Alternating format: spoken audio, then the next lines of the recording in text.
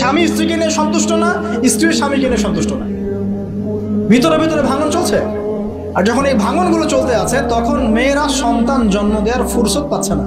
ওদের আবার কেরিয়ার বলে একটা ব্যাপার আছে, কেরিয়ারটা আগে বিল্ড আপ করতে হবে সন্তান পরে। যখন সন্তান জন্ম দেওয়ার ফুরসত পাচ্ছে না তখন কি করতে হবে, ওই পশ্চিমাদের মতো বা এই যে আমাদের এই কর্নারে একটা নতুন আছে, এর নাম সিঙ্গাপুর, এই আবার একটা এই ধরনের কান্ট্রিগুলোর মতো ওখানকার মেয়েরা সন্তান জন্ম দেওয়ার সময় পায় না, ওরা জেনা করার সময় পায়। দেখা যায় একটা জরিপে দেখা গেছে যে বিয়ের আগে একটা ছেলে প্রায় 20 থেকে 22টা মেয়ের সাথে যৌন সম্পর্ক করে।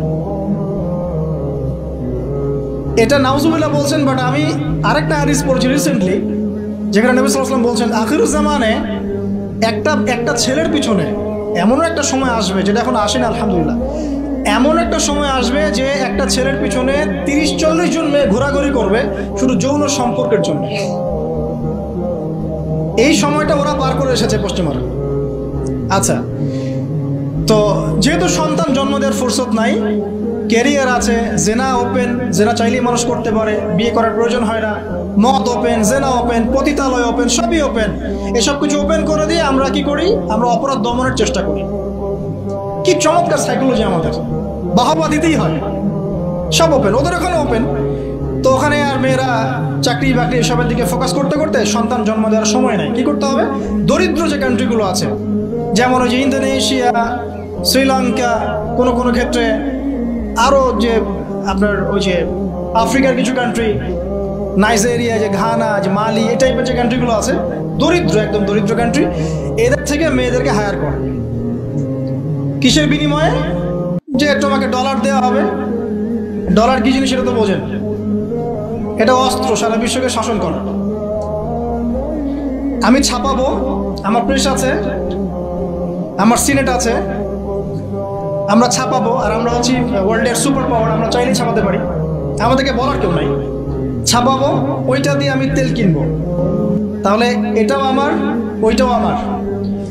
এখন তেল যে কিনছি, ওকে আমি সেই ডলারগুলো দিচ্ছি, সে ওই ডলারগুলো নিয়ে মনে করছে আমি অনেক ধনী হয়ে গেলাম।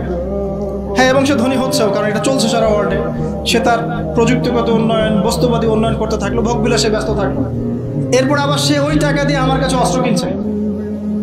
যে ডলার আমি তাকে দিলাম তেলের বিনিময়ে, এবার সেই ডলার দিয়ে সে আমার কাছ থেকে আবার অস্ত্র কিনছে। এবার আমি আবার অস্ত্রকে সেলও করলাম, তাহলে সবই আমার, আদতে আপনার কিছুই না। আর ওই অস্ত্র দিয়ে আপনি কি করছেন, ওই অস্ত্র দিয়ে আপনি মুসলিম কান্ট্রিদের মধ্যে গিয়ে মুসলিমদেরকে হত্যা করছেন। আর কোনো কোনো ক্ষেত্রে ইনোসেন্ট দুইটা কান্ট্রির মধ্যে লড়াই লাগিয়ে দিয়ে আমি অস্ত্র ব্যবসা করছি, কোটি কোটি টাকা, কোটি কোটি ডলারের। এই হলো চরিত্র। আমি কখনো বলি নাই যে ওরা ইয়াজুজ আর মাজুজ, আমি শুধু এতটুকু বলেছি যে ওদের মধ্যে ইয়াজুজ আর মাজুজের চরিত্র আছে, সারা দুনিয়া ফাসাদ সৃষ্টি করে বেড়ানো। মূল পয়েন্টে আসেন, ওইসব দরিদ্র কান্ট্রি থেকে মেয়েদেরকে নিয়ে ডলারের বিনিময়ে মেয়েদের গর্ভটা ভাড়া নেওয়া হচ্ছে। 9 মাস এখানে স্পার্ম ইনজেক্ট করা হবে এবং এর ফলে একটা বেবি হবে, এবং এই বেবিকে অনেক ভালো কিছু খাওয়াতে হবে। এই জন্য 9 মাস তাকে খুব ভালো পানি, ভালো খাবার দেওয়া হয়। এরপর যখন মেয়েটা গর্ভ হালাস করে, বাচ্চাকে রেখে সে তার কাজ শেষে চলে গেল, ডলারের বিনিময়ে তার গর্ভ ভাড়া নেওয়া হয়েছে।